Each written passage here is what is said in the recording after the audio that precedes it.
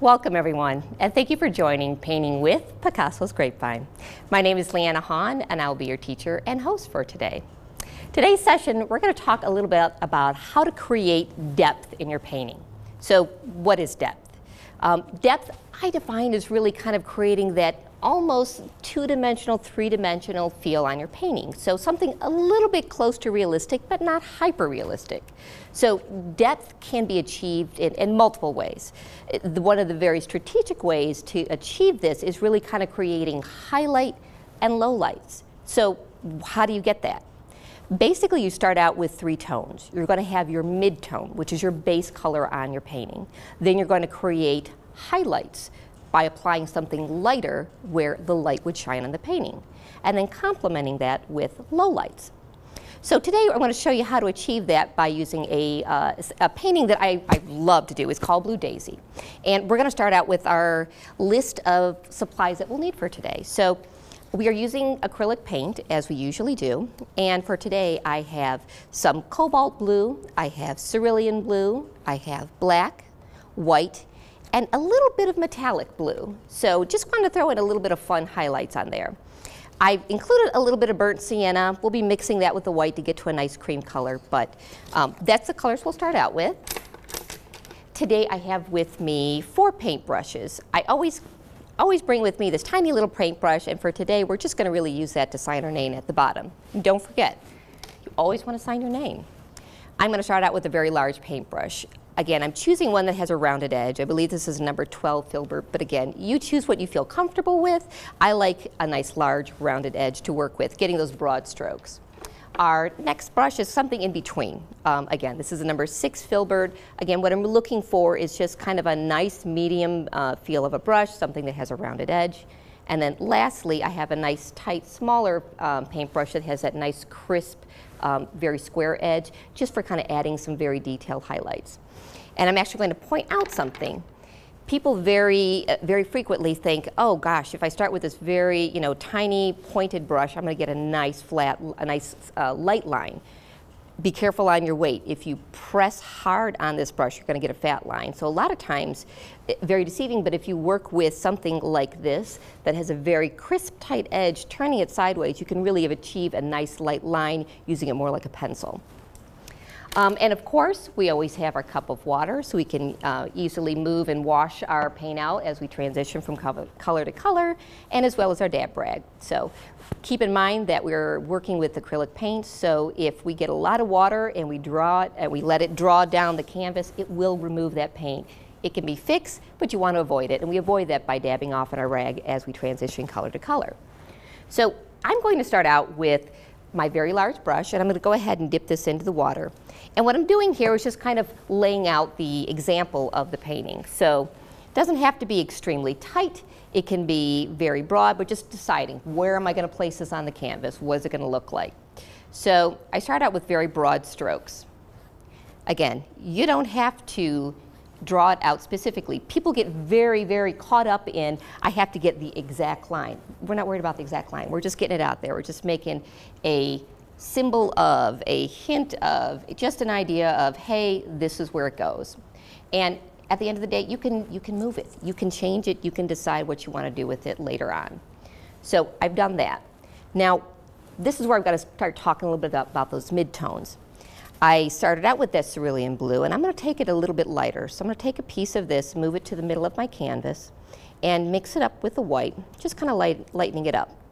Now people ask, should I mix on the canvas or should I mix on my palette? And the answer is, it depends on what kind of effect you want to go for. If you want more of a flat effect, then I would say go ahead and mix it on your palette, because you want to get the good color already mixed and then apply it to your canvas. If you want more of a streaky feel, then go ahead and work with those color combinations on your canvas. So I'm going to go ahead and start applying some of that color. Again, just moving up and down, kind of following the line structure of my painting.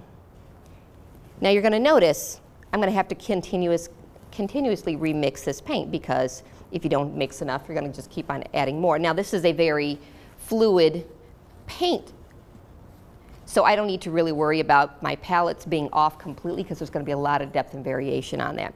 If you need to keep a very consistent color, just think ahead, mix enough colors so that you don't have to lose that nice color that you already achieved with the first mixture.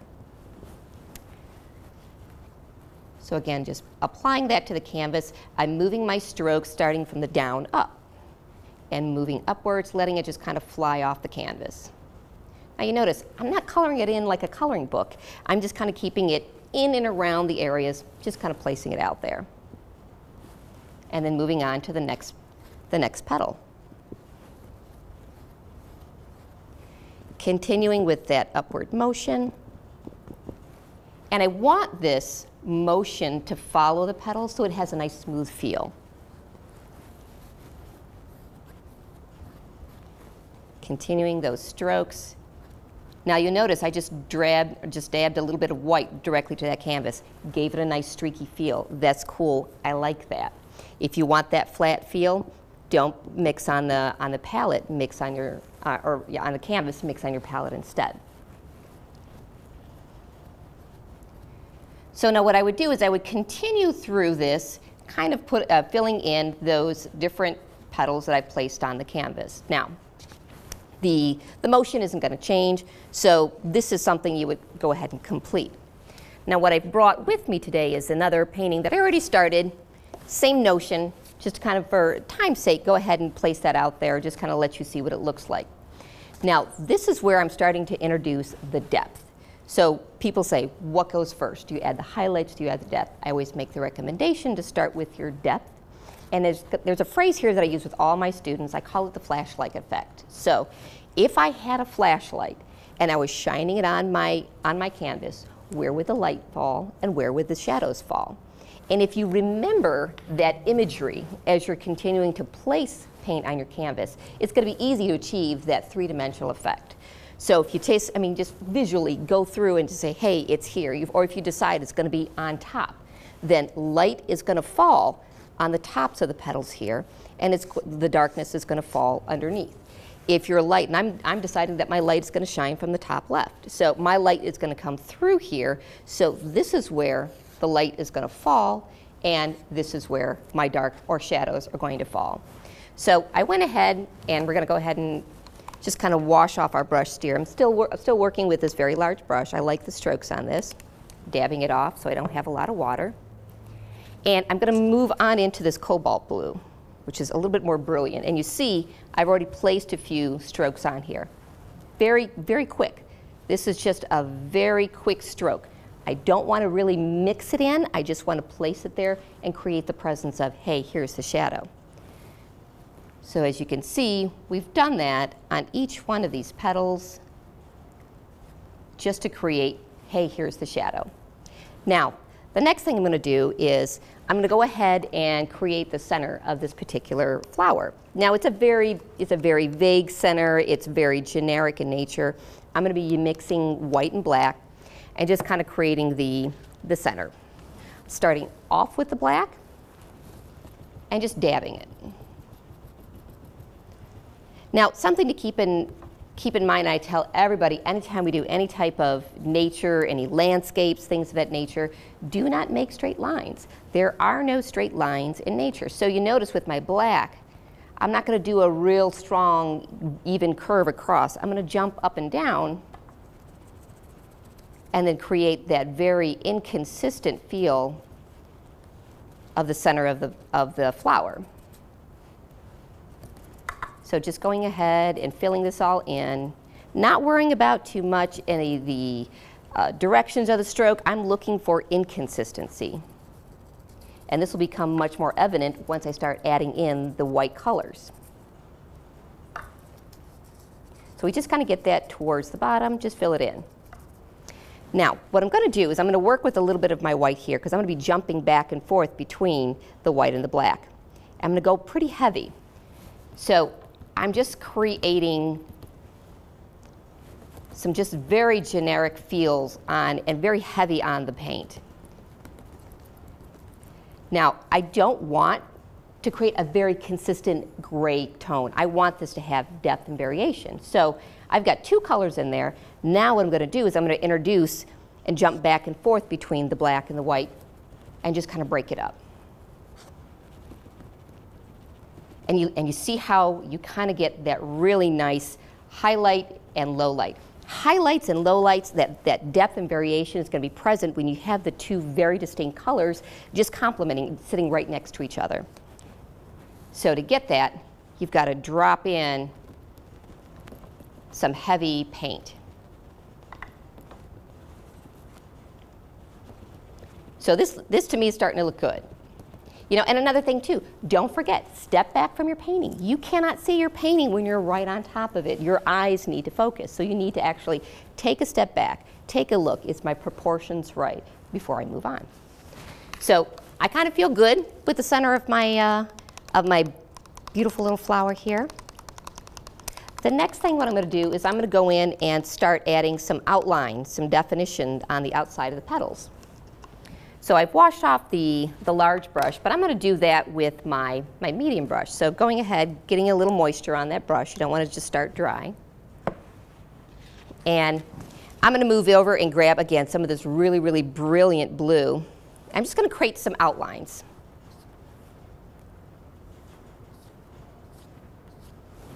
And if you have any troubles getting that paint to spread, simply add some water. It's really a nice technique. It acts as a medium.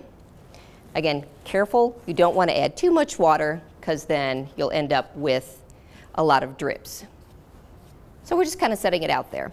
Now you'll notice I'm letting these strokes go very broad. I'm just going to let them pass out the outside of the paint.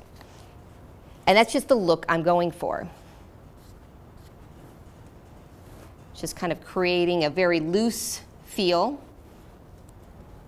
Now, you'll notice too, once we started drawing this originally, we said, okay, there's going to be so many petals. And we went through, added some depth. Now I have to go through and now redefine where are those petals. And that's the thing you can remember. You don't have to define it at the very ending, at the very beginning rather. You can go through later, modify it, change it. So we're going through and we're kind of creating some very loose outlines on the petals and deciding which ones are going to lay on top of which petals. And I do that by creating this very loose outline. So I'm saying, all right, this petal is going to lay on top. So that's cool. We're going to lay that outline. I'm going to let this petal sit behind that petal. And the first petal, we're going to go ahead and let that sit on top of the second petal. And just kind of continue that. It's a decision that you make as the artist, and that's the whole thing you need to remember as well. You are the decision maker. So if you want that petal to be inside on top in a different position, just paint over it. You can fix it.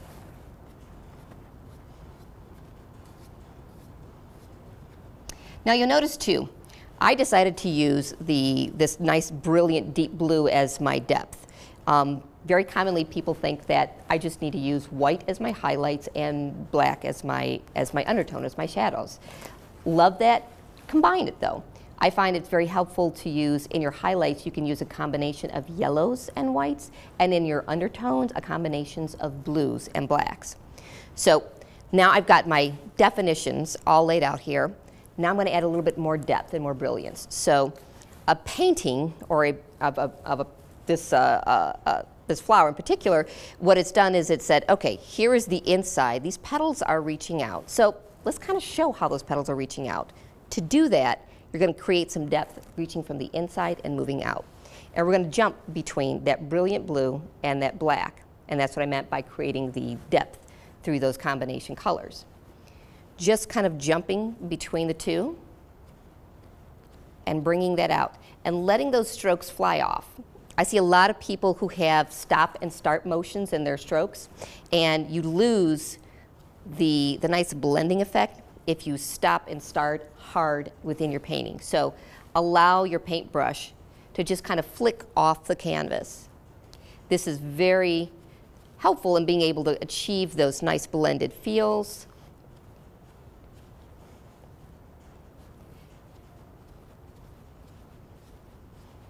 Now another thing I'll bring to your attention, you'll notice that the sizes of my petals, again, inconsistent. This is nature. Within my petals, I'm going to bring some of this highlight a little bit higher around the outside, a little bit shorter within the inside, but don't make them all the same length. So again, this is this is nature, and nature needs to be inconsistent. So kind of rounding it out, bringing the outside streaks up a little higher, and just kind of completing that all the way through. Again, you'll notice my strokes are not going straight up. They're, again, following the curve of the petal. This is to show that the petal is round. So you achieve that by creating round colorings, round dimension, and continuing that through.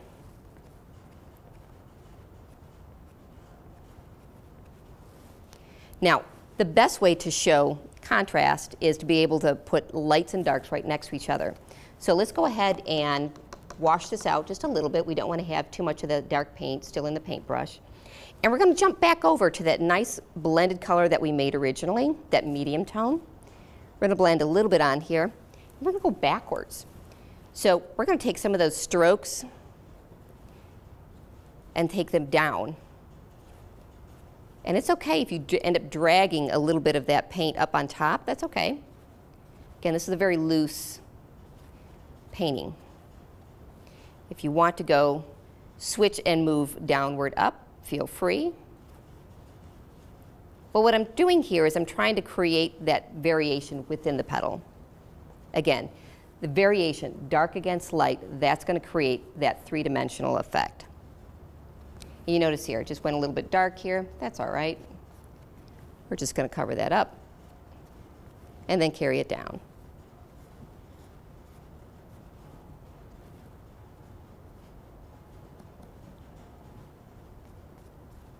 Again, keeping this very loose, and that's what's so nice about this painting. It is a very loose painting.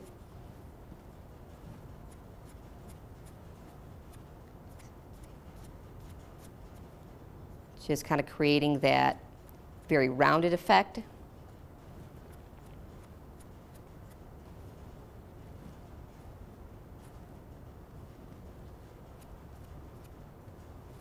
And then carrying that down.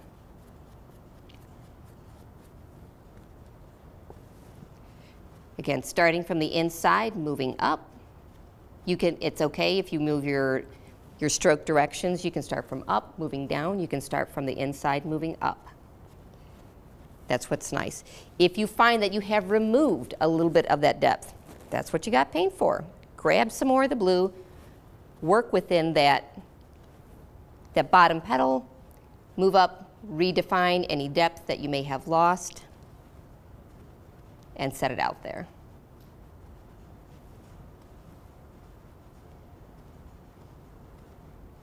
Now, you'll notice too, I didn't worry about the insides of these petals because this is just a very generic, kind of broad, very messy kind of flower, which is awesome. We're not worrying about really tight edges, and that's what's very attractive about this painting. Now, remember I mentioned at the very beginning we have some really, really cool, very iridescent painting. This is just going to be fun. So what I'm going to do is kind of take this, and I'm going to place this where the light would go. So I'm going to place this on the top. And it just creates just a nice shimmer. And my strokes are very, very loose again, not really worrying about where exactly they land, just kind of creating another dimension to the color. And then go ahead and wash that off.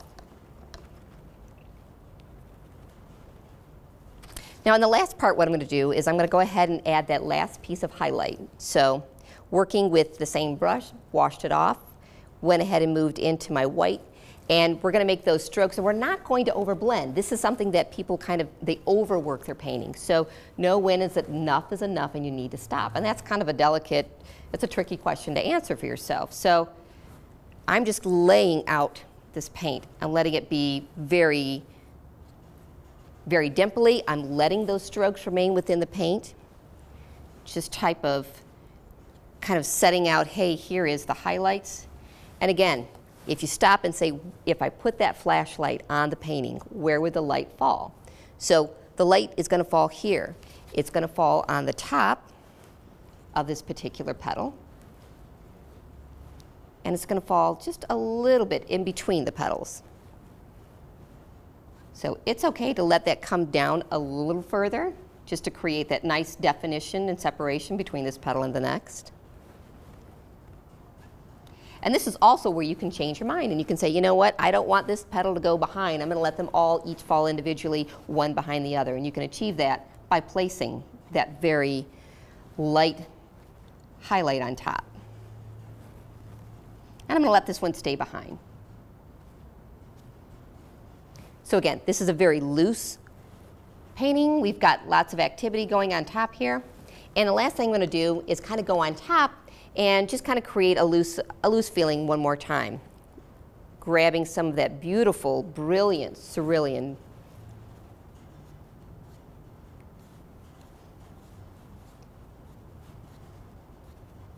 Now, you don't have to do this. This is just an effect that I'm going for. I like the very loose effect. This is also helpful when you're trying to get something proportionate. Maybe the first time you started drawing these petals, they weren't exactly the right size, or you didn't feel they were the right size. Creating a very loose end, if they're not tight, your eye will connect the petals, and it'll create the image for you. You allow your eye some kind of loose interpretation of where the petal starts, where the petal ends, and shazam. You've got a beautiful painting that you've created yourself. And again, so let's talk about what do we learn today specifically with the highlights and lowlights. It's starting at the very minimum with those 3 tones. So we have the mid-tones, which stay, of course, in the middle or the mid of the painting. Then we've got the highlights that are dropped in to show height, and we've got the depth or the deep tones to be able to show depth. So I hope that you found that very helpful. Thank you for joining Painting with Picasso's Grapevine. If you are interested in joining us on our show, feel free to send us an email to info@picassosgrapevine. Thank you again.